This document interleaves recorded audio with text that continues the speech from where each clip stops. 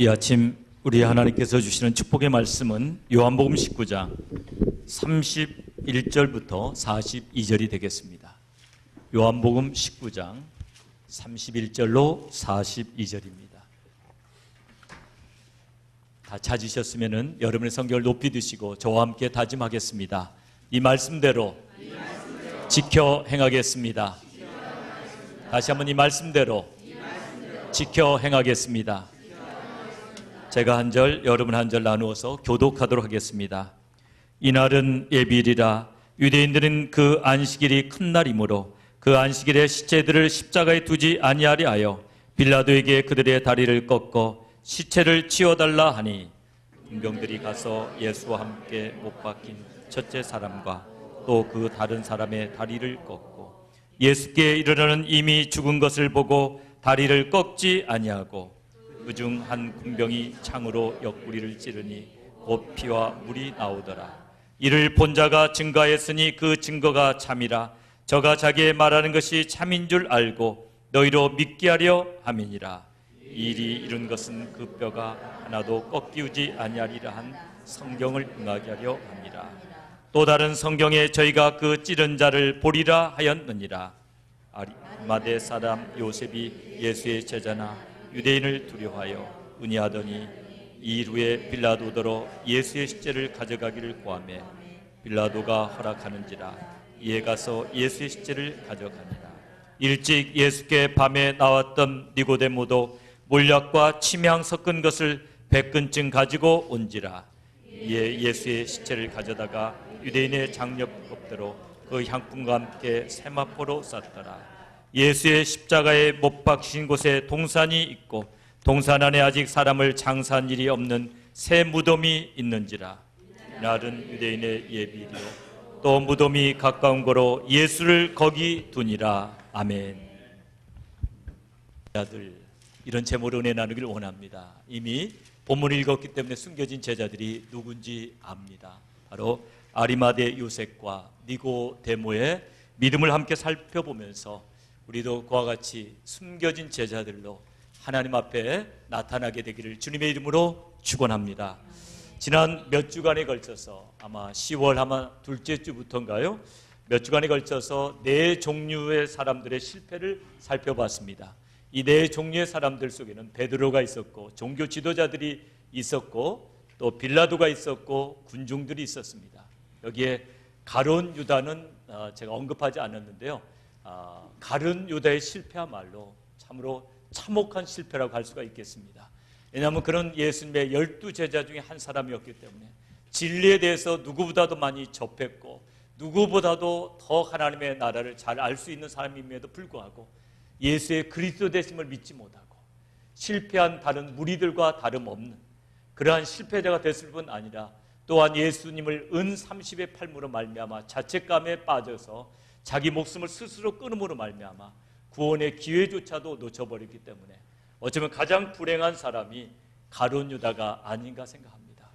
군중들은 실패했지만 오순절 이후에 많은 군중들이 예수께로 돌아왔습니다. 종교 지도자들도 실패했지만 오순절 이후에 많은 무리들은 아니지만 주님 앞에 나온 사람들이 있습니다. 그리고 실패한 사람 중에서 가장 그래도 뛰어난 사람은 누구냐면 베드로입니다. 실패했지만 즉시 가슴을 찢으며 회개했고 그리고 부활의 예수님을 만난 다음에는 이전보다 더욱 주님을 사랑함으로 말미암아 그런 역사의 길이 빛날 아름다운 이름을 남겼습니다. 그러나 한 사람 애석한 사람이 있는데 빌라도입니다. 빌라도는 예수님 처형하기 원치 않았습니다. 어떻게 하면 처형 안 할까 전전긍긍했습니다. 그러나 예수님을 처형했습니다. 그러나 빌라도가 오순절 이후에 예수님을 구주로 영접했다는 기록이 없습니다. 참으로 애석한 사람이죠. 우리는 역사라는 관점에서 우리 자신의 생애를 돌아봐야 되겠고 지금까지 믿음의 길을 걸어갔던 사람들을 역사의 관점에서 봐야 합니다. 과연 나는 역사에 어떤 이름을 남길 것인가? 정말 내가 역사에 빛나는 그런 인물이 될 수 있을까? 아니면 역사에 조금이라도 기여하는 인물이 될 수 있을까? 우리는 항상 자신의 생애를 역사라는 관점에서 봐야 합니다. 비록 우리가 지난날 실패했다 할지라도 너무나 감사한 것은 베드로가 돌이켜서 주님 앞에 나왔을 때 주님은 베드로를 너무 기뻐하셨어요. 누가복음 15장을 통해서 탕자가 돌아오는 것을 얼마나 기뻐하시는가를 주님은 말씀하셨어요. 우리가 지난날 실패했다 할지라도 오늘 마음을 돌이켜서 정말 주님을 이전보다 더욱 열심히 섬기려고 애쓴다면 우리는 결코 실패자로 남지 않게 되고 역사에 무언가 기여하며 이름을 남길 수 있는 그런 사람이 될 줄로 믿습니다. 12월 첫째 주기 때문에 특별히 저는 역사의식을 좀 더 가졌으면 해요. 과연 나는 어떤 인물인가? 나의 생애는 어떻게 평가될 것인가? 나의 자손들이 나의 생애를 어떻게 평가할 것인가? 이런 것들을 한번 여러분 곰곰이 생각해 보셨으면 좋겠어요. 그리고 성경에서 저는 이름도 없이 빛도 없이 그렇지만 정말 하나님 나라의 보석 같은 그런 사람들 봅니다. 사실 아리마대 요셉과 니고데모는 이름도 없고 빛도 없는 사람이 아니에요. 이미 복음서에 이름이 전부 적혀져 있기 때문에 이분들은 무명용사는 아니에요. 그러나 평가를 제대로 받지 못했던 영웅들이다. 저는 그렇게 봐요. 아리마대 요셉과 니고데모는 평가를 제대로 받아야 될, 좀 더 나은 평가를 받아야 될 그런 분이 아닌가 그런 생각을 합니다. 제가 니고데모와 요셉에 대해서 우리 또 유명한 분들이 쓴 글들을 한번 이렇게 봤어요. 그랬더니 어떤 분들은 그렇게 쓰셨어요. 은둔형 크리스찬이다. 사람들은 자기가 그리스도인인 것을 꺼리면서 숨기면서 그렇게 신앙생활을 하는 사람들이다. 또 어떤 분들은 또 재밌게 한다고 찌질이 같은 사람들이다. 그럼에도 불구하고 우리 하나님의 은혜를 주셔서 그 사람들로 하여금 큰 일을 하게 하셨다. 그런데 초점을 뒀는데 저는 아리마대 요셉과 니고데모를 그런 관점에서 보지 않아요. 이분들은 원래부터 훌륭한 분들이다. 이분들은 은둔형 그리스도인은 아니다. 왜냐하면 시대적인 상황 속에서 봐야 됩니다. 그들이 예수의 제자인 것을 공개적으로 나타낼 수 없었던 그들의 시대적인 상황을 봐야 합니다. 그리고 비록 그리스도의 예수인 것을 나타내지 못했지만은 그들이야말로 참으로 아름다운 이름을 남겼다라고 저는 확신합니다. 오늘 역사는 과연 이 숨겨진 영웅들을 어떻게 보는지 그런 것들 한번 생각해 보시면서 우리들도 바른 역사관을 가지셨으면 좋겠어요. 혹시 내가 죽은 오랜 후에 훗날 역사가들이 나를 평가해 줄 것이다 이런 생각을 가졌다면 그건 한번 고려해 보셔야 돼요. 훗날 평가받으면 안 됩니다. 사실은 지금 이 시간에 성령님께서 어떤 평가를 하고 계시는지, 나의 신앙생활에 대해서 과연 지금 하나님께서 어떤 평가를 해 주시는지 두렵고 떨리는 마음으로 자신을 돌아봐야 합니다. 다른 사람이 나를 어떻게 보느냐 그것보다도 하나님이 나를 어떻게 보느냐가 참 중요한 것 같아요. 사람은 간혹 속일 수가 있지만 하나님은 속일 수 없기 때문에 하나님이 나를 어떤 각도로 보고 있든가 참 중요한 것 같아요. 세상의 정치 지도자들은 훗날 역사가들이 평가해 줄 것이다. 그래도 자기가 나라를 사랑했다는 거죠. 자기가 정말 독재는 했지만은 나라를 사랑했고 나라를 위해 산 일이라는 것을 역사가들이 평가해 줄 것이라는 거죠. 일리가 있는 말이지만 우리 오늘을 살고 있는 우리 크리스찬들은 우리 안에 성령님 계시기 때문에 성령님이 찔림 주십니다. 내가 잘못된 길 가고 있으면 그분이 찔림 주세요. 그러니까 내 마음에 찔림이 없고 평안함이 없다면 어쩌면 성령님께서 지금 내가 가는 길을 기뻐하지 않으시는지 그걸 살펴보시면서 아리마대 요셉과 니고데모와 숨은 믿음의 영웅들을 발견해내면서 그들의 믿음을 함께 닮아가는 오늘 귀한 시간을 함께 갖게 되기를 간절히 원합니다. 저는 히브리서 11장을 보니까 다 믿음의 사람들 열거하면서 히브리서 기자는 그렇게 말해요. 이 믿음의 사람들 다 말하려면 시간이 부족하도다. 그러니까 히브리서 11장에 기록될 만한 많은 사람들이 있다는 겁니다. 2000년 전에 그렇게 많은 사람들이 있었다면 그 얼마나 많은 사람들이 이제 히브리서 11장에 숨겨진 영웅들 속에 있겠습니까? 제가 바라기에는 여러분이 바로 그 숨겨진 이름들, 그런 이름들이 되기를 다시 한번 주님의 이름으로 축원합니다. 여러분 많은 숨겨진 이름들이 있어요. 우리 목사님들 중에도 그런 분들 많이 있어요. 텔레비전이나 이런 매스미디어를 타진 않지만은 정말 낙도 같은 데서 이름도 없이 빛도 없이 전 그런 분들 볼 때 참 부끄러워요. 이런 분들이야말로 아리마대 요셉과 니고데모처럼 새로운 평가를 받아야 된다. 그러나 우리가 걱정할 일은 아니에요. 왜냐하면 이 땅에서 보상받지 모든 것들은 어디에서 보상받는다고요? 천국에서 반드시 보상받게 될 줄로 믿습니다. 어쩌면 이 땅에서 보상 안 받은 것이 유익인지도 몰라요. 이 땅에서 보상 못 받았기 때문에 천국에서 더 큰 보상 받게 된다면 그것이 더 큰 유익인 줄 아시고 하나님 앞에 영광 돌리시기를 주님의 이름으로 축원합니다. 오늘 아리마대 요셉과 니고데모에 대해서 저는 두 가지로 평가하고 싶어요. 우리 화면을 한번 보실까요? 화면을 이렇게 보시면은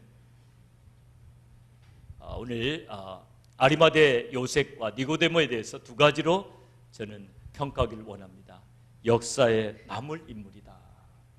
이분들은 정말 역사에 남을 인물이다. 역사가 새롭게 이미 평가했지만 저는 정말 이분들을 기리고 싶고요. 두 번째로는 참 지혜로운 사람이다. 아리마대 요셉과 니고데모는 지혜로운 사람이다. 오늘 지혜에 대해서 한번 생각해 보기를 원합니다. 참된 지혜가 뭘까? 참된 지혜는 사실 착함과 의로움 속에 있는 거예요. 지혜라고 해서 이렇게 꾀를 많이 부리는 게 아닙니다. 저는 지난 주간에 지혜를 한번 생각해 보았습니다. 욥기서를 읽는데 새 번역으로 읽었더니 재밌는 글이 나왔어요. 그래서 지혜에 대해서 다시 한번 이렇게 생각해 보는 시간이 됐는데요. 우리 같이 욥기서 28장 12절 욥기서 28장 12절 같이 한번 읽어봅니다. 시작. 지혜는 어디에서 얻으며 슬기가 있는 것은 어디인가. 이게 새 번역으로 봤더니요. 개역 한글에는 총명에 대해서 총명이라고 말했는데 그래서 슬기가 있는 곳은 어딘가. 우리 교회 슬기 있잖아요. 슬기 집에 있지 어디 있나. 학교에 있지 어디 있을까. 그래서 정신이 번쩍 들었어요. 이게 슬기가 있는 주소가 나오는구나. 여기가 슬기가 있는 주소. 참 흥미롭죠. 우리 욥기 28장 15절부터 18절까지 같이 읽어봅니다. 시작. 지혜는 금을 주고 살 수 없고 은으로도 그 값을 치를 수 없다. 지혜는 오빌의 금이나 값진 누비나 사파이어로도 그 값을 치를 수 없다. 지혜는 금보다 값진 것, 금자이나 값진 유리잔보다 더 값진 것이다. 지혜의 값은 산호보다 수정보다 비싸다. 지혜를 얻는 것은 진주를 가진 것보다 값지다. 욥기 28장이 너무 흥미진진하더라고요. 욥기 28장은 이렇게 흥미진진하게 읽어본 적이 없어요. 그래서 여러분도 한번 새 번역으로 한번 읽어보시면 좋을 것 같아요. 스마트폰에는 다 나오잖아요. 새 번역으로 한번 읽어보면 참 재밌는데 다음 화면에 보면 욥기 28장 20절에 또다시 그렇게 물어봐요. 지혜는 어디에서 오며 슬기가 있는 곳은 어디인가 이렇게 물어보는데요. 근데 마지막으로 해답이 욥기 28장 28절에 나옵니다. 같이 읽습니다. 시작. 주님을 경외하는 것이 지혜요 악을 멀리하는 것이 슬기다. 약간 싱겁긴 하지만 대단히 기대를 갈고 슬기가 있는 것이 어딘가 했더니 악을 멀리하는 것이 슬기다. 에헤이 뭐 다 아는 거 이럴 수도 있는데 진리는 멀리 있지 않아요. 진리를 멀리서 찾지 마세요. 여러분이 정말 주님을 경외하고 그래도 착하게 살아보려고 애쓴다면 이미 여러분은 지혜로운 삶이 된 거예요. 그래서 여러분은 지혜를 달라고 그렇게 몸부림칠 건 없어요. 그러나 구하세요. 왜냐하면 지혜는 우리에게 속한 것이 아니기 때문에. 그런데 여러분이 정말 지금 정말 그래도 바르게 살려고 애쓴다면, 하나님을 경외하려고 애쓴다면 지혜로운 사람입니다. 그리고 우리가 꼭 알아야 될 것은 지혜는 나이가 들어간다고 그냥 얻어지는 건 아니에요. 보편적으로 그래도 나이 든 사람이 젊은 사람보다 지혜롭다 어리석다? 지혜롭죠. 근데 바르게 산 어른들만 그래요. 그분이 바르게 살지 않았다면 지혜롭지 않아요. 그걸 욥기서 32장 8절과 9절이 말씀하고 있습니다. 같이 한번 욥기서 32장 8절 9절 같이 읽어봅니다. 시작. 사람에게 슬기를 주는 것은 사람 안에 있는 영, 곧 전능하신 분의 입김이라는 것을 알았습니다. 사람은 나이가 많아진다고 지혜로워지는 것이 아니며 나이를 많이 먹는다고 시비를 더 잘 가리는 것도 아니라는 것을 알았습니다. 이 정치인들 보면 나이 많은 분들이 있잖아요. 근데 정말 나라를 걱정하고 사랑하는 사람은 연세가 많이 드셨기 때문에 더 지혜로워요. 그냥 지혜로워지는 건 아니라는 거죠. 그러면서 중요한 포인트 하나 때문에 제가 이걸 이렇게 같이 비춰본 겁니다. 사람에게 슬기를 주는 것은 사람 안에 있는 영, 사람 안에 있는 영. 그게 뭘까요? 성령을 말하는 거예요. 성령. 그러니까 우리 안에 있는 하나님의 영.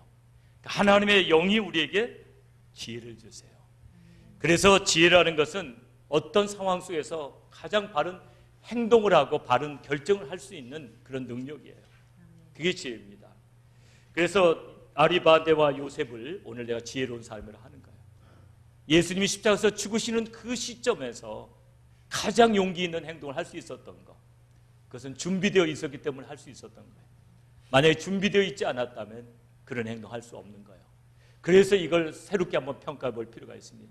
그냥 한 행동은 아니라는 거죠. 그 절박한 상황 속에서 그게 보통 일이 아니거든요. 장례 치른다는 건 그냥 짧은 시간에 되는 일도 아니잖아요. 그 절박한 상황 속에서 그렇게 용기 있는 행동을 할 수 있었던 것은 이분들이 준비되어진 그릇이다. 니고데모와 아리마대 요셉은 지혜로운 사람이었다. 아리마대 요셉에 대해서 마태복음, 마가복음, 누가복음, 요한복음이 전부 기술을 하고 있습니다. 니고데모와 아리마대 요셉에 대해서 전부 기술을 하고 있어요. 네, 아리마대 요셉에 대해서는 마지막 부분에만 나와요. 십자가를 지셨을 때 외에는 아리마대 요셉은 나오지 않아요. 근데 아리마대 요셉에 대해서 사복음서는 전부 다 이렇게 그를 높여주고 있습니다. 선하고 의로운 요셉이다. 누가복음 23장 50절. 그리고 누가복음 23장 51절에 하나님 나라를 기다리는 자. 그러니까 지혜로운 사람이 어떤 사람일까요? 선함과 의로움을 가진 자가 지혜로운 사람이죠. 아리마대 요셉은 선하고 의로운 사람이었고 오실 메시아를 기다리는 자, 하나님의 나라가 이 땅에 임하기를 기다리는 자, 그런 자였다는 거죠. 에베소서 5장 9절에 보면 빛의 열매는 모든 착함과 의로움과 진실함에 있느니라. 빛의 열매를 맺는 의로운 사람이었다는 거죠. 그런 사람이기 때문에 이 사람이 저는 지혜로운 사람이다. 그분 안에 지혜가 있었다고 생각합니다. 오늘 우리가 신앙생활을 하면서 감춰진 지혜로운 사람들 많이 보게 돼요. 구약 성경 속에서도 감춰진 지혜로운 사람. 혹시 딸을 낳게 되면은 별명을 부르기가 좀 나빠서 잘 안 짓는데요. 아비가일 별명이 에비입니다. 그래서 이렇게 이름 짓기가 좀 그래요. 딸을 지어놓고 이름 지어놓고 에비 불러야 되니까 좀 민망하죠. 왜 딸 보고 에비라고 부르냐? 어른들이 또 한마디 하시니까. 근데 참 저는 좋은 이름이라고 생각해요. 아비가일. 그러니까 한국식으로 부르는 거예요. 아비가일. 아비가일이라는 얼마나 좋은 이름인지 몰라요. 왜 아비가일이라는 이름이 좋은 이름입니까? 아비가일은 다윗과 자기 남편을 살린 사람이에요. 아비가일의 남편 이름이 뭐죠? 사무엘상 공부할 때 다 배우셨죠? 여러분 그 이름은 기억나요? 나발. 나발이라는 이름이 어떤 이름이죠? 어리석은 자. 근데 큰 부자였어요. 그래서 이렇게 예쁜 아내를 얻었던 것 같아요. 근데 아비가일은 예쁘고 지혜로운 여자였어요. 근데 다윗이 이제 도망자 생활할 때 어떤 일이 벌어집니까? 나발이 양을 칠 때, 나발의 하인들이 양을 칠 때 다윗이 그때 600명이라는 군사가 있었기 때문에 그 양을 잘 지켜주었습니다. 그런데 항상 다윗과 부하들은 배가 고팠어요. 도망자였기 때문에 배가 고팠는데 양털 깎는 날 옛날에는 잔치였습니다. 그래서 잔치하는 날 자기 부하들을 보냈습니다. 다윗에게 좀 은혜를 베풀어 달라고. 그랬더니 나발이 도와주지도 않으면서 포악한 말 한 거예요. 어디서 왔다가 어디로 가는지도 모르고 제 멋대로 주인에게서 벗어나서 제 멋대로 행동하는 그런 자들이 요즘에 있도다. 내가 왜 그런 자들에게 먹을 거 주냐. 다윗이 자기에게 선하게 한 것도 잊어버리고 그렇게 포악한 말을 하는데 그 말 그대로 직선적으로 전할 뿐만 아니라 제가 생각하는 부하들이 덧붙여서 전했던 것 같아요. 어떤 개벽다귀 같은 것이 도와달라고 그러냐. 뭐 그렇게 험하게 전했던 것 같아요. 그랬더니 다윗이 순간에 막 혈기가 이렇게 치밀어 올랐어요. 그래가지고 400명을 완전 무장을 시켜요. 옛날에 완전 무장을 해봤자 뭐 칼 차고 가는 거지만 완전 무장 시켜가지고 오늘 남자는 한 명도 없이 다 도륙해버리겠다. 너무 화가 났던 거예요. 그러니까 다윗도 그런 사람 아닌데 포악해져 버렸어요. 이 집안에 한 명이라도 남겨두면 내가 사람이 아니다. 그러면서 맹세하며 가는 겁니다. 그 이야기를 들었던 아비가일은 어떻게 합니까? 양털 깎는 날 잔치하려고 준비해놨던 모든 것들을 우리 하인들에게 먼저 실어가지고 다윗에게 보냅니다. 거기에 보니까 뭐 양도 한 5마리, 그 다음에 무슨 떡도 한 200덩어리 막 이렇게 해서 전부 보내요. 그리고 다윗을 만났을 때 그 무릎 앞에 발 아래 무릎 꿇고 그분에게 간청하죠. 당신은 이스라엘 왕이 되실 분인데 이렇게 의로운 자를 보복하는 일이 있으시면 되겠냐고. 그래서 제가 이렇게 나왔다고. 무죄한 자의 피를 흘렸으면 되겠냐고. 앞으로 하나님께서 당신의 집안을 튼튼히 세우실 터인데 이렇게 이런 행동하시면 안 되지요. 저를 보십시오. 제가 이렇게 사과하러 왔습니다. 그래서 다윗의 마음이 눈녹듯이 녹아가지고 피의 복수를 거두어요. 그 나발은 나중에 그 이야기 듣고 그냥 병들어 죽어버려요. 그랬더니 다윗이 어떻게 합니까? 결국은 아비가일을 어떻게 합니까? 아비가일을 아내로 맞이해요. 아비가일은 다윗의 아내가 돼요. 지혜로운 여자. 근데 아비가일 안에 뭐가 있었을까요? 제가 오늘 포인트를 드리기를 원한 건 그거예요. 아비가일 안에 무엇이 있었을까요? 착했다는 거예요. 착함과 의로. 그래서 다윗의 그 피해 복수를 막았던 거죠. 그리고 자기 남편도 살려놨어요. 사실은 남편도 살려놨어요. 두 남자를 살린 아비가일. 누가 그런 글을 썼길래 제가 유심히 읽어봐요. 두 남자를 살린 아비가일. 두 남자 얼마나 아름다운 여인입니까? 여러분, 우리가 지혜를 받아야 될 줄 믿습니다. 여러분, 사는 동안에 지혜로운 사람 되시고요. 여러분, 괜히 혈기 가지고 보복하고 그런 사람 되면 안 될 줄 압니다. 그래서 니고데모와 아리마대 요셉은 착함과 의로움이 있었기 때문에 그 착함과 의로움이 마침내 결정적인 시간에 나타나게 된 줄로 믿으시 바랍니다. 여러분, 만약에 내가 의로운 사람이었는데 그만 피해 복수를 당했다, 어리석은 사람의 복수를 당했다 할지라도 저는 그 사람의 삶은 영원히 아름답게 평가될 줄로 압니다. 이왕 사무엘상 이야기를 해가지고 한 사람을 더 이야기하기를 원하는데요. 제사장 아히멜렉입니다. 제사장 아히멜렉은 다윗이 도망자 생활에 그때는 600명의 군사가 없었어요. 소년 5명 데리고 막 도망 다닐 때 이제 아히멜렉에 와고 너무 배고프다고, 나는 참을 수 있지만 나하고 같이 다니는 저 소년들, 나에게 충성하는 저 청년들 너무 배고픈데 먹을 거 있으면 좀 달라고. 그랬더니 제사장들만 먹을 수 있는 진설병 있잖아요. 성전의 진설하는 그거, 만약에 너희들이 부녀자를 가까이 하지 않았다면, 여인을 가까이 하지 않았다면 먹어도 좋다고. 그래서 5덩어리를 먹죠. 그리고 혹시 칼이나 뭐 그런 거 없냐고. 내가 급히온이라고 칼도 못 가지고 나왔다. 그랬더니 골리앗에게 빼앗아 놨던 그 칼을 다윗에게 줍니다. 그리고 나중에 이 사실이 사울에게 알려져고 어떻게 됩니까? 아히멜렉이 어떻게 돼요? 죽임을 당하고 85명의 제사장이 같이 죽어요. 참으로 참혹한 사건이었지만 저는 이분도 숨겨진 영웅 속에 이분의 이름도 꼭 기억될 거라고 확신합니다. 아히멜렉은 지혜로운 판단한 거예요. 어차피 한번 우리 죽는 겁니다. 아히멜렉의 삶도 참으로 아름다운 삶이에요. 오늘 니고데모와 요셉, 아리마대 요셉을 바라보면서 우리는 어떠한 삶을 살아야 될까를 한번 생각해 봐야 됩니다. 여러분, 정말 우리가 정말 하나님을 기쁘시게 해드릴 지혜로운 삶이 되려면은 결코 이런 말은 해서는 안 됩니다. 같이 한번 화면을 보십니다. 우리 크리스찬들은 결코 이렇게 말해서는 안 됩니다. 하나님은 어떻게 생각하실지 모르지만 나는 이것이 옳다고 생각합니다. 이런 벌써 이렇게 어리석은 사람이에요. 심지어는 이런 분도 있어요. 하나님의 뜻은 아니지만 나는 이렇게 해야 되겠습니다. 안 되죠. 하나님의 뜻이 아니라면 당신이 돌이키는 거예요. 하나님의 뜻이 아니라면. 내가 어떤 일을 결정하려고 하다가도 하나님의 뜻이 아닌 것이 분명하면 어떻게 해야 됩니까? 돌이키는 거예요. 그리고 정말 그 길을 가고 싶지 않지만 하나님의 뜻이라면 어떻게 해야 됩니까? 그 길을 가는 거예요. 이것이 지혜로운 사람인 줄로 믿습니다. 그래서 지혜로운 사람은 항상 이렇게 이야기합니다. 나는 이것이 하나님의 뜻인 것을 확신합니다. 그것은 성경이 말씀하고 있으며 성령께서 내게 강한 감동으로 역사하고 계시기 때문입니다. 그렇다고 해서 나는 기도하고 다른 사람 기도 안 하니까 나는 성령의 감동받았으니까 나만 옳다는 건 안 돼요. 기도하는 사람들과 함께 그 감동이 어우러질 때 그것이 확증되는 것이고, 그렇게 해서 그 일을 추진하는 것이 저는 지혜로운 사람이 할 일이라고 생각합니다. 오늘 아리마대 요셉과 니고데모에게서 우리는 지혜를 배우게 되기를 간절히 소원합니다. 저는 역사를 빛낸 인물 아리마대 요셉과 니고데모를 다시 한번 이렇게 좀 더 깊이 살펴보길 원합니다. 마태복음 27장 57절에 보면 저물었을 때 아리마대 부자 요셉이라는 사람이 왔으니 그도 예수의 제자라, 이렇게 되어 있습니다. 그도 예수의 제자라. 그리고 오늘 본문에 보니까 어떻게 되어 있죠? 오늘 본문에 보면은 38절 한번 보시죠. 우리 여러분의 성경 38절.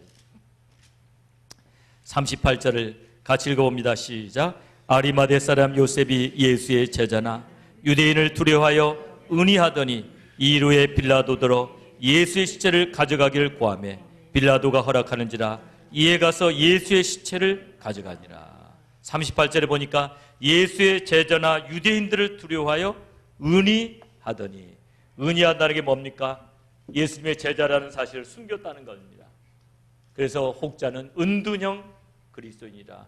근데 그렇게 평가해서는 안 됩니다. 왜냐? 왜 그렇습니까? 이 사람의 신분이 뭐죠? 존귀한 공회원. 존귀한 공회원이라는 것은 무엇을 말합니까? 사내들인 공회의 공회원이라는 거예요. 아리마대 요셉이라는 것, 요셉은 제가 보기에는 어렸을 때부터 이분은 경건한 사람이었던 것 같아요. 이 아리마대라는 곳이 예루살렘에서 서북쪽으로 32km 떨어져 있는데, 그것보다도 더 중요한 것은 그 위대한 선지자 사무엘의 고향이 바로 그곳입니다. 사무엘의 고향 나마다임 소빔이 바로 요셉이 자라는 곳이라는 거죠. 거기서 경건한 사람들이 많이 나왔는데 그 중에 한 사람이 아리마대 요셉입니다. 아리마대 요셉은 아마 그 성에서 장로와 같은 사람이었고 아마 재판관 같은 사람이었을 것 같아요. 당시 사내들인 공회는 70명으로 구성되어 있는 유대 최고의 사법기관입니다. 거기서 결정하는 것이 바로 법입니다. 그런데 그렇기 때문에 사내들인 공회원이 된다는 것은 아주 영광스러운 일이고, 만약에 육체적으로나 사회적으로나 흠이 있는 사람은 절대로 사내들인 공회원이 될 수 없었습니다. 아리마대 요셉은 존경받는 사람이었기 때문에 사내들인 공회원이 되었습니다. 근데 사내들인 공회는 예수를 어떻게 생각하고 있었을까요? 사내들인 공회원들과 바리새인들과 서기관들은 예수님을 어떻게 그 당시에 생각하고 있었을까요? 예수님은 공생에 시작할 때부터 여러 가지 판단과 비난을 받았습니다. 그리고 요한복음 1장에도 보면 빌립이 나다나엘을 전도하는데 나다나엘이 대뜸 뭐라고 그러죠? 나사렛에서 무슨 선한 것이 나올 수 있겠느냐. 그들이 가지고 있는 건 뭡니까? 갈릴리라는 것은 이방 사람들의 갈릴리야. 거기에는 경건한 사람들이 사는 것이 아니고 천한 사람들 사는 것이. 그렇게 멸시받는 곳에서 이제 메시아가 나왔다니까 믿지 않는 겁니다. 나사렛에서 선지자가 나왔다니까 나사렛에서 무슨 선한 것이 나올 수 있느냐. 근데 이분이 이적을 행합니다. 그때부터 바리새인과 서기관들과 사내들인 공회원들은 슬슬 배가 아파요. 굉장히 마음이 불편해집니다. 왜 하필이면 거기서 선지자가 나왔다고 저러느냐. 근데 그들을 더욱 못 견디게 하는 게 있었는데 그게 뭡니까? 바리새인과 서기관들을 끊임없이 비난한 겁니다. 위선적인 바리새인과 서기관들이요, 화 있을전정, 그러면서 막 비판하며 독사의, 심지어는 독사의 자식들아, 이렇게까지 비난을 합니다. 그래서 사내들인 공의원들과 바리새인과 서기관들은 어떻게 하면 예수를 없앨고 이런 궁리를 하고 있는데, 만약에 그 공회원이 예수의 제자다 이렇게 자기를 드러내면 어떻게 되겠습니까? 그렇게 되면 즉시 사내들인 공회에서 축출되고 유대인 사회에서 추방될 수밖에 없습니다. 이런 시대적인 상황 속에서 니고데모도 어떻게 합니까? 요한복음 3장에 보니까 그러니까 진리를 사모했지만 떳떳하게 나아오지 못해요. 밤에 왔습니다. 밤에 왔다고 해서 다 비겁한 건 아니에요. 왜냐하면 그들이 커밍아웃 하는 순간에, 나는 예수의 제자라고 말하는 순간에 그들은 축출되는 거예요. 그래서 성령께서 아직은 때가 아니다, 너희들의 신분을 밝힐 때가 아니라고 아마 그렇게 자제시켰는지도 몰라요. 그들은 목숨이 두려워서 은둔했던 건 아니라고 생각합니다. 오늘 공간복음에서 또 그들을 평가하듯이 바로 요셉은 선하고 의로운 사람이었으며 하나님의 나라를 기다리는 자라고 했습니다. 바로 하나님의 나라를 사모하는 자라고 했습니다. 그 요셉은 서기관과 다른 바리새인들과 다릅니다. 오늘 요셉에 대해서 말씀드릴 때는 여러분 졸면 안 돼요. 조심하면은 창세기의 요셉인가 또 헷갈리게 되고, 예수님의 또 육신의 아버지였던 요셉을 착각하면 안 되니까 정신을 바짝 차리시기 바랍니다. 이 요셉은 어떤 요셉이라고요? 사내들인 공회원, 아리마대 요셉. 절대로 이것만은 헷갈리시면 안 돼요. 다른 거 헷갈리셔도 그 요셉을 지금 말하니까 정신을 바짝 차리시기 바랍니다. 바로 근데 이 요셉은 하나님의 나라를 구하는 자였다는 거죠. 이게 중요해요. 아리마대 요셉이 그렇게 훌륭한 일을 할 수 있었던 건 하나님의 나라를 사모하는 자. 한번 따라서 보시기 바랍니다. 하나님의 나라를 사모하는 자. 우리가 무엇을 구하느냐가 중요해요. 요한복음 1장에 보면 안드레와 요한이 자기 선생 세례 요한의 말을 듣고 예수님을 찾아갔을 때 예수님이 첫 번째 하셨던 말씀이 무엇을 구하느냐, 그거 물어보셨어요. 무엇을 구하느냐. 오늘도 우리 주님이 우리에게 물으시는 게 뭘까요? 너희가 무엇을 구하느냐. 우리가 교회에 나왔는데 무엇을 구하느냐. 여러분, 교회에 나와서 여러분 무엇을 구합니까? 처음에는 가정 문제 때문에 나오실 수 있어요. 주님, 저는 가정 문제 힘듭니다. 충분히 이해됩니다. 많은 사람들이 가정 문제 가지고 나와요. 많은 사람이 또 사업에 실패해서 나와요. 많은 사람들이 너무 힘들어서 나와요. 그렇지만은 그것이 항상 우리의 구하는 그 인생 문제가 되면 안 돼요. 우리가 정말 구해야 될 게 뭡니까? 하나님의 나라를 구하셔야 돼요. 아리마대 요셉은 하나님의 나라를 구하는 자였다. 아리마대 요셉은 선하고 의로운 자였다. 그렇기 때문에 아리마대 요셉이 영웅적인 행동을 할 수 있었습니다. 아리마대 요셉에게서 우리가 두 가지를 볼 수가 있는데요. 아리마대 요셉은 진리를 위하여 목숨을 건 믿음이다. 여러분, 예수님이 지금 십자가에서 이렇게 달리셨는데 무엇 때문에 십자가에 달리셨어요? 무슨 죄명으로? 두 가지 제목입니다. 로마에 대해서는 반역죄, 또 유대에 대해서는 신성모독죄. 그렇게 대역죄인이란 말이죠. 대역죄인인데 그 시신을 달라고 말할 수 있는 사람이 누가 있겠어요? 여러분, 우리 한국에서도 마찬가지입니다. 옛날에 우리 2000년 전에 우리 이시 조선시대나 이런 때 대역죄인인데 그 시신 내가 장사 치러 주겠습니다. 어떤 영의정이나 우의정이 가서 그런 일을 할 수 있겠어요? 못하죠. 그러니까 지금 참으로 힘든 상황인데 아리마대 요셉은 진리의 목숨을 걸었다. 아리마대 요셉에게서 두 가지를 보는데요. 첫째로는 그는 공회원들이 예수를 처형하고자 결의할 때 가담하지 않았습니다. 그리고 예수님이 십자가에서 마침내 숨을 거두셨을 때 자신의 안위를 돌아보지 않았어요. 존귀한 공회원이라는 그 신분, 그리고 자기가 커밍아웃 하게 되었을 때, 자기가 예수의 제자라고 밝혔을 때 자기에게 다가올 분리, 그 힘든 그 핍박, 그것을 돌아보지 않았어요. 그는 자기의 목숨을 걸었습니다. 바로 이것이 제자도입니다. 아리마대 요셉은 제자도를 실천한 사람입니다. 진정한 제자도가 뭐죠? 진정한 제자도는 무엇일까요? 우리 누가복음에서 지난 시간에도 한번 봤었는데요. 진정한 제자도 화면 한번 돌려보세요. 누가복음 금방 그거 맞아요. 누가복음 14장 26절 27절 같이 한번 읽어봅니다. 시작. 무릇 내게 오는 자가 자기 부모와 처자와 형제와 자매와 및 자기 목숨까지 미워하지 아니하면 능히 나의 제자가 되지 못하고 누구든지 자기 십자가를 지고 나를 좇지 않는 자도 능히 나의 제자가 되지 못하리라. 자기 목숨까지 미워하지 아니하면, 아리마대 요셉이 했던 영웅적인 행동은 자기 목숨까지 미워하는, 자기 목숨을 걸어버리는, 진리의 목숨을 걸 수 있는 그러한 영웅적인 행동이었다는 거죠. 그걸 우리가 보면서 아리마대 요셉이 예수님이 십자가에서 목숨을 거두는 순간, 아마 그 전에 아리마대 요셉은 뭔가 마음속에 자신 나름대로 어떤 결정을 내렸을 거예요. 저 시신을 내가 장사 지내주리라. 그런 결단을 내렸을 거예요. 그러고 나서 예수님이 십자가에서 딱 죽으셨을 때 어떤 생각을 했을까요? 나의 새 무덤에다가 저분을 장사 지내주리라. 요셉은 부자였기 때문에 자기와 자기 가족들을 위해서 새 무덤을 준비했습니다. 옛날에 우리 한국에서도 아들이 출세하고 나면 첫 번째 하는 일이 뭔지 아십니까? 예수 안 믿는 집안은 더 그런데요. 일단 조상의 그 묘 있잖아요. 그거 뻔듯하게 만들어놔요. 비석도 아주 좋은 걸로 세워놓고 터도 견고하게 크게 잡아놓습니다. 그러면 동네 사람들이 뭐라고 합니까? 아무개를 봐라. 효자 났다. 그래서 이제 거기서 국회의원도 되는 거예요. 부모를 제대로 못 모시면 어떻게 됩니까? 한국에서는 국회의원 되기 틀린 거예요. 근데 일단은 묘소부터 잘 잡아놓는 겁니다. 만약에 집안 사람들이 극렬하게 예수 믿는 걸 반대한다면 일단은 부모의 묘소는 잘 꾸며 놓는 것이 지혜로운 것 같아요. 근데 아리마대 요셉은 아마 그런 뜻에서 했는지 안 했는지 모르지만 옛날 유대는 다 어떻게 합니까? 무덤을 미리 준비해 놓는 거예요. 그리고 가족들이 이제 세상 떠나면 전부 거기에다 묻는 거예요. 그런데 예수님이 십자가에 처형당할 때 아리마대 요셉은 무슨 생각을 했을까요? 바로 저 무덤이, 저 새 무덤이 예수님을 장사하시기 위해서 내가 미리 준비한 것이다. 하나님께서 미리 저걸 준비하게 한 건 아닐까. 그러면서 새 무덤에 이분을 이제 장사 지내려고 작정합니다.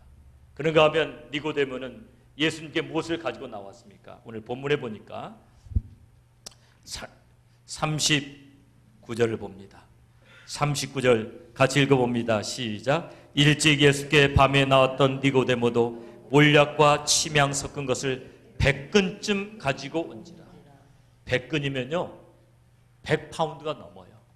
근데 100파운드가 넘는 이 몰약, 이것들이 무엇을 하는 데 쓰이겠어요? 왕을 제사 지내는 그런 수준이에요. 그러니까 니고데모와 아리마대 요셉은 예수를 누구로 취급했다? 왕으로 취급한 겁니다. 유대인의 왕으로서 장사 지내는 가장 좋은 무덤에 몰약과 침향 섞은 것 100근을 예수님에게 바르고 그분을 장사 지내는 것. 바로 니고데모가 했던 행동. 그래서 더 중요한 것은 그들은 존귀한 공회원들이었다는 거죠. 그들이 자기의 목숨을 돌아보지 않냐고 이와 같은 행동을 했던 것입니다. 우리 예수님이 십자가에 돌아가실 때 예수님은 몇 시에 십자가에 매달리셨다? 몇 시에? 예수님이 십자가에 매달렸던 시간, 죽으시는 시간 말고 달리셨던 시간은 오전 9시. 그 다음에 숨이 넘어가셨던 시간은 오후 3시. 그리고 그날은 무슨 요일이었다? 금요일이었다. 금요일은 무슨 요일? 안식일. 안식일에 시신을 치우려면 몇 시 전까지 치워야 됩니까? 해 질 때까지. 해 지는 시간은 몇 시? 그래서 제가 그걸 추적해 봤습니다, 어제. 과연 6월절에 예루살렘은 몇 시에 해가 저무는가? 그랬더니 7시 경이더라고요. 7시 좀 못 돼서 해가 저무네. 그러니까 지금 아리마대 요셉에게 주어진 시간은 몇 시간입니까? 예수님을 지금 시신을 지금 인계받아가지고 장사 지내는 데까지 3시간밖에 남지 않았어요. 그 3시간에 그는 막 빌라도에게 달려갑니다. 그래서 그 허락을 맡아가지고 니고데모가 다시 또 몰약을 가져오고 그래서 땀 범벅이 되고 그리고 피 범벅이 돼가면서 예수님의 모친과 제자들과 함께 장례를 치르는 거예요. 그 모습을 누가 봤을까요? 예루살렘 사람들이 다 보지 않았겠습니까? 저 사람은 공회원이 아니냐. 그거 다 인식하면서 그는 그와 같은 행동을 했던 것입니다. 오늘 우리가 꼭 기억해야 될 게 있습니다. 타이밍을 놓치면 안 된다. 타이밍을 놓치면 안 된다. 믿음의 영웅적인 행동을 하기 위해서는 타이밍을 놓치지 말라. 따라서 해보시기 바랍니다. 타이밍을 놓치지 말라. 다시 한번 타이밍을 놓치지 말라. 몇 년 후에 하겠다는 사람 안 돼요. 부르시는 그 시간에 바로 내가 해야 될 그 시점에 하셔야 돼요. 타이밍 놓치시면 안 돼요. 주의 종으로 불렀는데 몇 년 후에 가면 그 주님 오시면 어떡하려고요? 불렀을 때 해야 됩니다. 나를 부르시는 그 시간.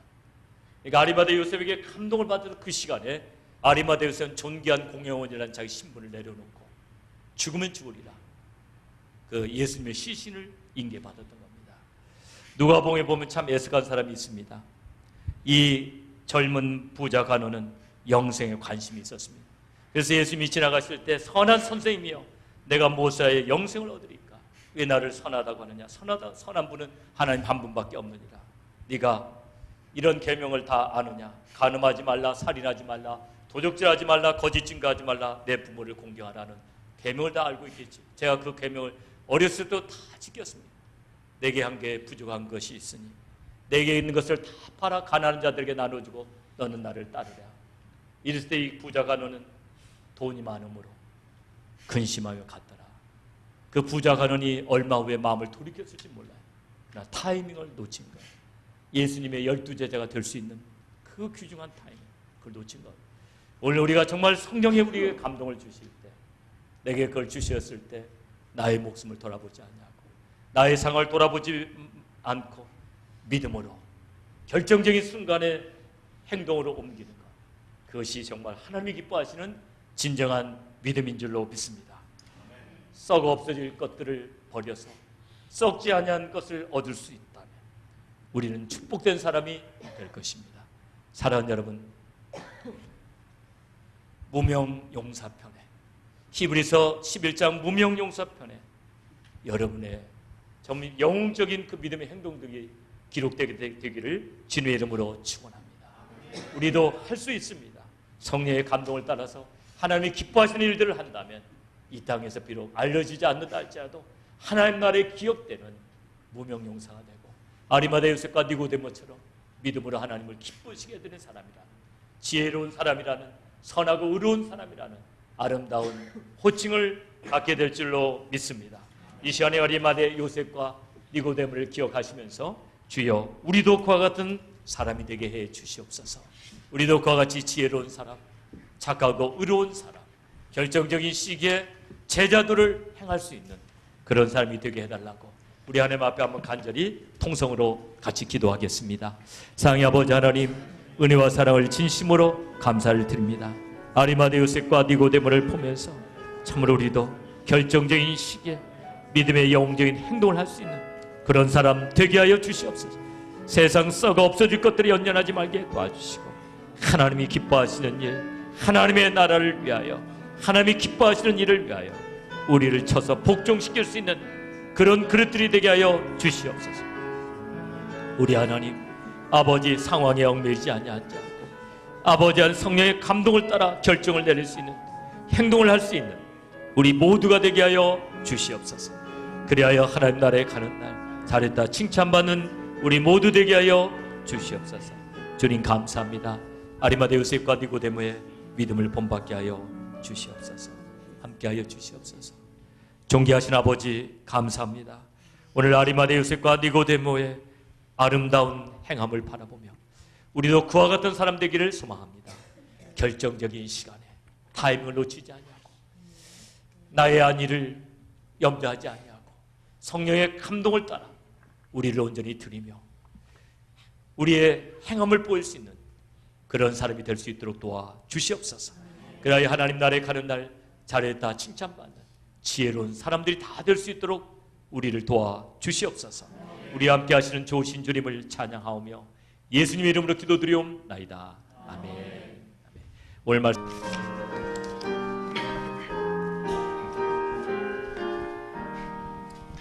옳은 길 따르라 의의 길을 세계 만민이 의의 길이 그 길 따라서 살 길을 온 세계에 전하세. 만 백성이 나갈 길 어두운 밤 지나서 동튼다. 환한 빛 보아라 저 빛. 주 예수의 나라 이 땅에 곧 오겠네 오겠네. 주 예수 따르라 승리의 되게 만민이 돌아갈 길과 진리요 참 생명 내 창검을 부수고 다 따르라 화평왕. 어두운 밤 지나서 동튼다. 환한 빛 보아라 저 빛. 주 예수의 나라 이 땅에 곧 오겠네 오겠네. 놀라운 이 소식 알리어라. 세계 만민을 구하려 내 주 예수를 보내신 참 사랑의 하나님. 만 백성이 따를 길 어두운 밤 지나서 동튼다. 환한 빛 보아라 저 빛. 주 예수의 나라 이 땅에 곧 오겠네 오겠네. 고난 길 헤치고 찾아온 길 많은 백성을 구한 길 모두 나와서 믿어라. 온 세상이 마침내 이 진리에 살겠네. 어두운 밤 지나서 동튼다. 환한 빛 보아라 저 빛. 주 예수의 나라 이 땅에 곧 오겠네 오겠네. 사랑의 아버지 하나님 감사합니다. 오늘도 주님을 사랑하는 귀한 자녀들이 주님 앞에 마음을 드리게 하여 귀한 예물을 드렸사오니 아버지의 예물을 받으실 때 마음도 받으시고 마음껏 영광 받아 주시옵소서. 감사의 예물을 받으시고 사는 성도들의 삶 속에 감사할 조건들이 날마다 끊이지 않게 도와 주시옵소서. 성경금을 받으시고 우리 귀한 선교사님들 더욱 열심히 주의 나라를 확장하게 도와주시고 건축금을 받으시고 우리의 아름다운 비전센터가 속히 건축될 수 있도록 은혜 베풀어 주시옵소서. 10의 1을 구별해 바치는 손길을 기억하시고 기록하신 말씀대로 쌓을 것이 없는 보을 내려주셨기 간절히 빌고 원하오며 예수님의 이름으로 기도드리옵나이다. 아멘. 집사님 나오셔서 광고해 주시겠습니다.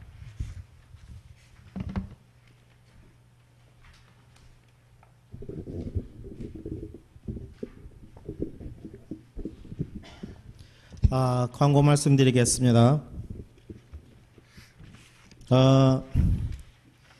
이번에 본교에서는 남선교회 주최로 뉴멕시코로 단기 선거를 떠납니다. 근데 이제는 광고도 많이 됐고 해서 이제 그 비행기 싹과 또 여러 가지 재반에 대해서 재정을 이제는 돈을 받고 있습니다. 여러분들은 다음 주까지 가실 분들은 그 회비를 납부해 주시면 감사하겠습니다. 멕시코 가시는 그 비용은 어른은 700불, 어린이는 400불입니다. 그러니까 여러분들 가실 분들은 미리미리 준비해 주셔서 동참하여 주시기를 바랍니다. 최병석 집사님에게 납부해 주시면 감사하겠습니다. 최병석 집사님 지금 여기 안 계시는데 어쨌든 방송실에 계시네요. 저 최병석 집사님에게 납부를 꼭 해주시기 바랍니다. 다음 주에는 정기 재직회 및 목장 모임이 있겠습니다. 그 다음에 성탄절을 맞이하여 본교에서는 12월 16일 다음 주 화요일입니다. 오후 7시 반에 미랄 장애인 선교회를 방문하여 해마다 하는 그런 행사인데 올해는 여러분들이 좀 많이 참석하셔서 같이 기쁨을 나누고 또 그들을 위로했으면 좋겠습니다. 주일날 갔었는데 이번에는 화요일날로 결정이 됐습니다. 그 다음에 12월 행사는 14일 정기재직회 및 목장 모임이 있고요. 23일이 아니고요. 16일에는 미랄 방문이 있고요. 24일에는 성탄 2부 예배. 지금부터 선물들 준비하셔서 선물 교환에 준비해 주시기 바랍니다. 25일은 성탄절 예배, 31일은 송년 예배, 또 1월 1일은 신년 예배가 있겠습니다. 그 다음에는 제자대학 숙제 꼭 해오시고요. 제자대학생 여러분들의 화이팅을 기원합니다. 이제 얼마 안 남았습니다. 끝까지 다 가시기 바랍니다. 그 다음에 금주의 선교지를 위한 기도와 또 여러 가지 이제 그 봉사위원들 참고하시고요. 동전 모임, 그러니까 동전이죠, 동전. 동전을 저희가 모으고 있어요. 집에 가지고 계신 그 동전들을 다음 주까지 교회에 오시면 저 뒤에 보면은 어린이 교육 지원함이라는 동전함이 있습니다. 거기다 놓아주시면 감사하고요. 교우동정에서는 김미숙 권사님, 최병석 집사님 이제 부인 되시는데 그 친정아버님이 돌아가셨는데 여러분들께서 많이 위로와 또 격려를 해주셨다고 감사의 말씀을 전해주셨습니다. 여러분들 어쨌든 이번에 많은 그렇게 위로와 격려를 주셔서 감사합니다. 고맙습니다. 이상입니다. 감사합니다. 추가해서 오늘 새로 오신 분, 우리와 함께 예배드리신 우리 귀한 분을 환영하도록 하겠습니다. 방명길 성도님 한번 일어서 주시겠어요? 주님 환영합니다. 주님 환영합니다. 제가 한번 축복기도 하도록 하겠습니다. 사랑의 아버지 하나님 감사합니다. 귀한 박명길 성도님 보내주셔서 함께 예배 드리게 해주셨음을 아버지 진심으로 감사를 드립니다. 주님의 귀하신 뜻 가운데 함께 예배 드렸사오니 우리는 알지 못하지만 주님은 모든 사정 아시오매 사랑하는 형제님 모든 삶이 주 안에서 형통하게 도와주시고 하나님의 사랑 안에서 더욱 기쁨으로 주님 섬길 수 있도록 도와주시옵소서. 주님께서 함께 하시고 가장 좋은 길로 인도해 주시기를 간절히 빌고 원하오며 예수님의 이름으로 기도드리옵나이다. 아멘. 다시 한번 주님을 환영합니다. 감사합니다. 예배 끝나고 이제 옆에 있는 분 좀 안내 받아가지고 밑에 내려가셔서 함께 식사도 하시고 교제해 주셨으면 좋겠습니다. 한 가지 광고 빠진 게 있는데요. 9일날 오전 11시 기독교 방송에서 KCBN에서 소망의 기도 시간이 있습니다. 여러 가지 기도 제목을 접수받아가지고 제가 이렇게 기도해 드리는 시간이에요. 여러분이 전화가 많이 오면은 굉장히 이렇게 화기애애하게 활기차게 소망의 기도 시간이 진행이 됩니다. 오전 11시 KCBN 그걸 여러분이 앱을 이렇게 다운받아가지고 이렇게 틀면은 방송이 나오게 됩니다. KCBN으로 이렇게 하시고 또 카톡으로 제가 또 연락을 전화번호 같은 연락을 이렇게 드리도록 하겠습니다. 그래서 여러분의 그 기도 제목이 있잖아요. 개인적인 기도 제목도 상관이 없어요. 또 어디 또 무슨 선교지를 위한 기도 제목이라든가 그런 기도 제목들을 이렇게 전화로 카톡으로 이렇게 보내주시면은 소망의 기도 시간에 모든 청취자들과 함께 알리고 기도하는 시간을 갖도록 하겠습니다. 우리 이 시간 평화 하나님의 평강이 부르시면서 옆에 있는 분 축복하시고 축도함으로 예배를 마치도록 하겠습니다.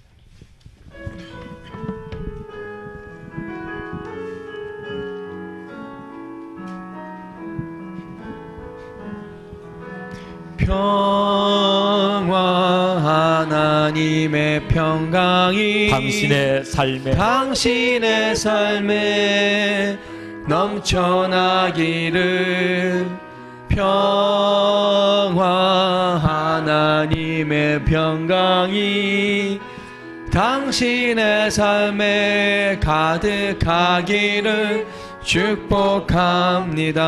위로 하나님의 위로가 하나님의 위로가 당신의 삶에 넘쳐나기를 하나님의 위로가 당신의 삶에 가득하기를 축복합니다. 하나님의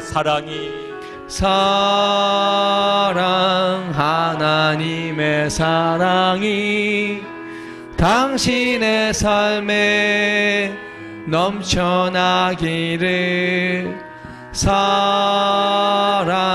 하나님의 사랑이 당신의 삶에 가득하기를 축복합니다. 다 같이 일어서셔서 평화 하나님의 평강이 하나님의 평강이 당신의 삶에 넘쳐나기를